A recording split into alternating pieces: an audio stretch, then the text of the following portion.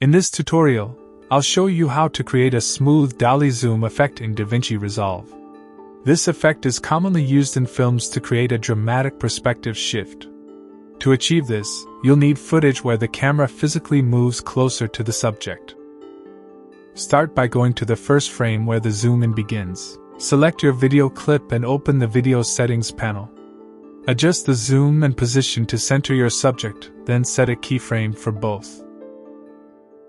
Move to the last frame and set another keyframe for zoom and position. Next, click the drop-down menu and select Annotations. Draw a reference line around the subject. This helps maintain the subject's position from start to finish. Return to the first frame. Drag the marker to the first frame.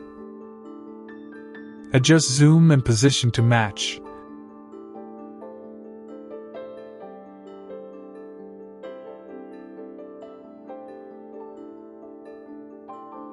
Then delete the marker. Play the video to see the effect in action.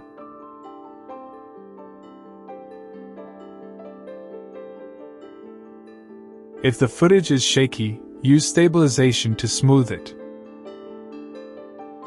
If the zoom isn't smooth enough, go to Retime and Scaling. Under Retime Process, change it to Optical Flow.